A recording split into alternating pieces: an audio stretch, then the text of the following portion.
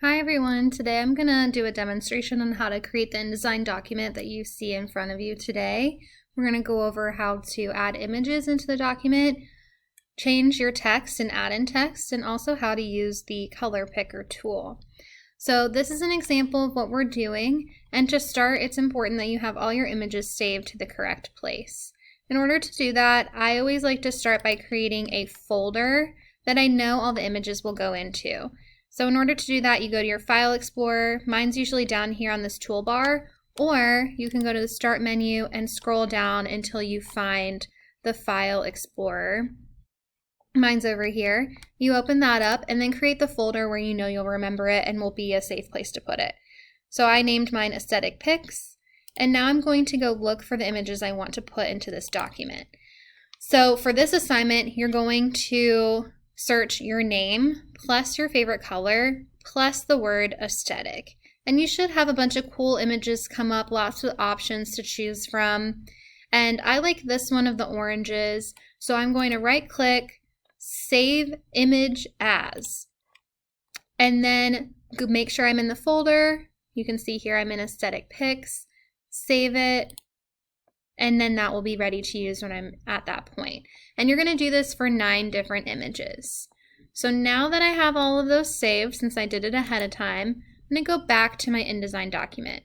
For you guys, since this is the first time opening InDesign, you're going to go to File and then choose Adobe InDesign. Since this is already open, I'm going to do File, New, and then choose Document. It's really important at this point that you change the units to inches. It makes the program a lot more simple to use since we understand that measurement already. And then we'll click Create. Now we have our blank page. Just to run down on some things in Adobe programs and InDesign in general, this pinkish purple line, these are your margins. So we're going to try and stay in those as much as possible, especially if we were to print something, we definitely want to stay inside the margins. And then also it helps everything look uniform if we go to publish this online or print it.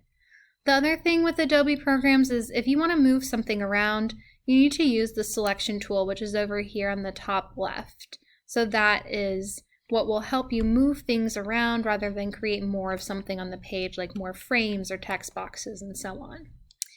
If you open your page and it looks something like this is the tablet mode. It's not super useful for us and really has no purpose, and there aren't as many tools available. So in order to get to the page I was just on, or the format I was just on, you're going to go up here to this little icon, and if you hover over it, it'll say Exit Touch Workspace, and then it'll take you back to the screen you see here. So now we're going to add in the frames, which you can see in this example. There are 9 different frames that hold in the images here. The frame tool looks like this. It's a rectangle with an X in it. If yours doesn't look like that, if it's a circle or a different shape, you want to right click on there and choose Rectangle Frame tool. So now I'm ready to create my frames. I'm going to start on the top left and drag about 3/4 of the way of the page down to the right margin. Not all the way down here, we're going to go about 3/4 of the way up. Now, if I let go of this, it's just going to create one box, which we do not want. We want 9 different boxes. So I'm going to undo this. And the shortcut to undo is Control Z, as in zebra. So now I'm starting again at the top left, dragging and still holding onto the mouse all the way across. And now I'm going to use my right arrow key twice and my up arrow key twice. And now you can see those 9 separate frames. If yours doesn't look like this before you let go, you're just going to create one giant box. So now I have my frames and I'm ready to put my images in place. So I'm going to open that File Explorer, and I like to kind of move it off to the side a little bit. Open Aesthetic Pics, and the easiest way to do this for me is to click and highlight these 9 images.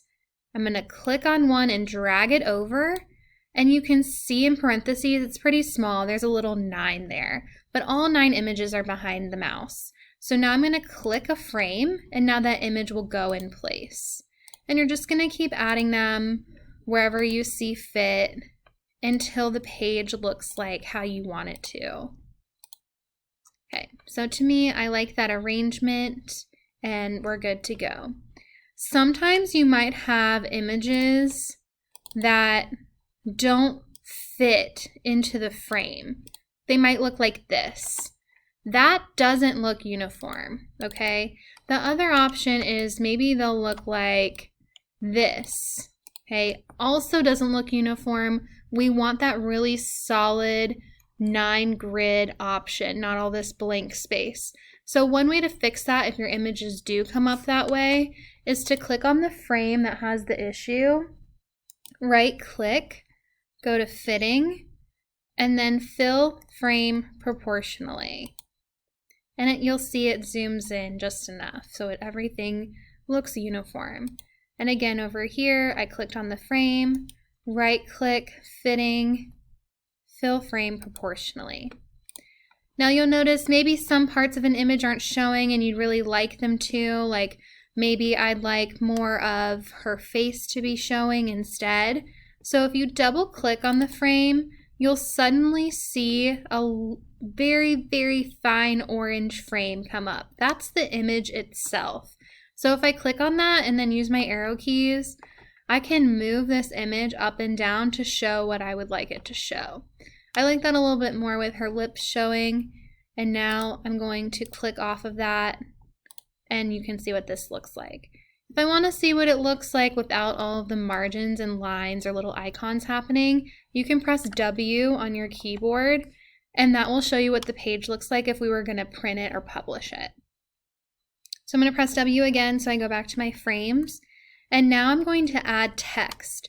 So on here for this assignment, the text is just your name, the color that you like, and then the word aesthetic. When you do this, in order to add text, you have to go to the type tool, which is over here on the left-hand side, and it looks like a uppercase T. So I'm going to click on that, and I personally like to make my text boxes margin to margin. Just makes it easier for aligning purposes if we want to align it center, left, right, either way. So I'm going to draw this from the left all the way over to the right. And again, the title was your name plus the color you liked, so mine was orange, plus aesthetic. And make sure you spell everything correctly because this program doesn't spell check automatically. You have to tell it to. So now I'm ready to change the size of the text and also the font. And how you do this is you usually will have a toolbar that's up here. If you don't have a toolbar when you're on the type tool, you can go to Window and then click Types and Tables. From there you can choose Character. And this will allow you, this small box here will allow you to change the font and the size as well. So I personally like the font Century Gothic. So I'm going to choose that, but I need to make sure I have the text highlighted first, just as I would in any other program. And now I'm going to change the font size so you can see where it says 12 point, where there's a T next to another T. And I'm just going to keep scrolling up until I have this the way that I want it to be. Okay, that looks fine. Actually, maybe a little bit bigger. Okay, there we go. And now I want to align the text to the right side. So up here I have my little alignment area, and I'm going to click the right alignment there. The other option is you can go to Window and choose Type and Table and then choose Paragraph. Okay, and I just got rid of it because I opened it beforehand, but Type and Table and then Paragraph. And this will allow you to align as well. So center, left, right. Okay, we're going to do a right for this assignment. And then I'm going to press W because I want to see what this looks like.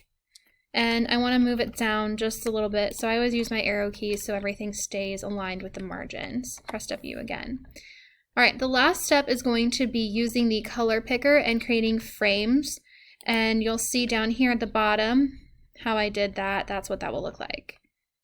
So we're going to create 5 frames this time.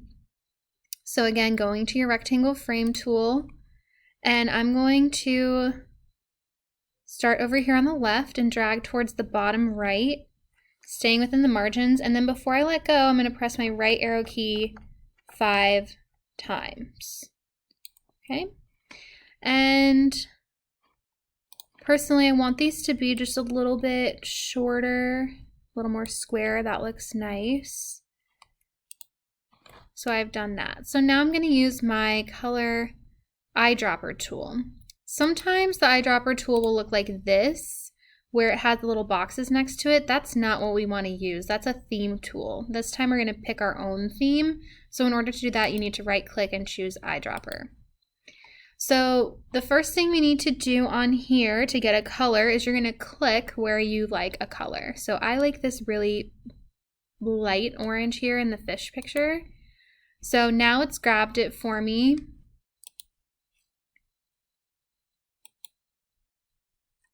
And I'm going to now click in the frame. And it places that color for me.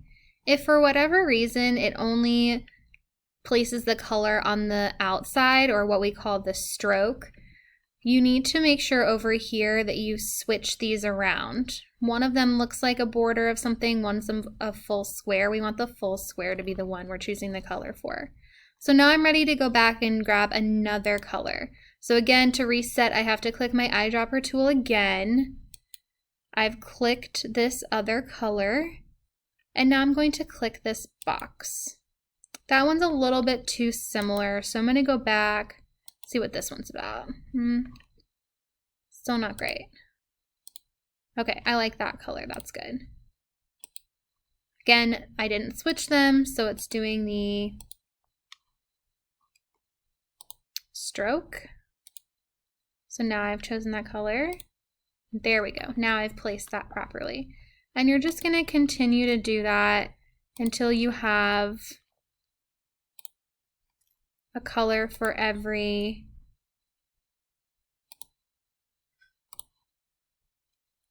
square. Sorry for the delay. Let's see, I also want maybe this. Okay, and one last color. So you get a pretty dark orange here. Those are pretty similar, but you get the idea. Okay, now I'm going to press W, and the only thing I feel like I really want to change is the formatting here and how everything's aligned, because there is more space in between these squares and the text versus these squares and the text. So I'm going to click on this. I'm just going to move it down a little bit until it's a little bit more centered. And now this is more aesthetically pleasing and better for the eye. The very last thing that you need to do before you're able to submit this or print it, however your teacher is requesting you to submit this document, is to export it as a PDF. So if I were to just go File, Save As, that's fine, but it's just saving it as a working document. So it would be like going into Word and saying File, Save As, so I can work on this another time. What we want to do is export this as a PDF so it's easier to print and to read online. So File, Export is what you're going to choose. And I just always do the interactive PDF, and you're going to name this your name and then aesthetic. And you can throw the color in there too. That's fine. Make sure you save this to a safe place. So I'm going to put this in my, I'm going to put it into my apparel folder. There we go. I'm going to save this. Make sure the Save As type is your PDF interactive. You're going to click Export. It should export for you. And then mine automatically pops up. Yours may not, but it should. And there is our final document.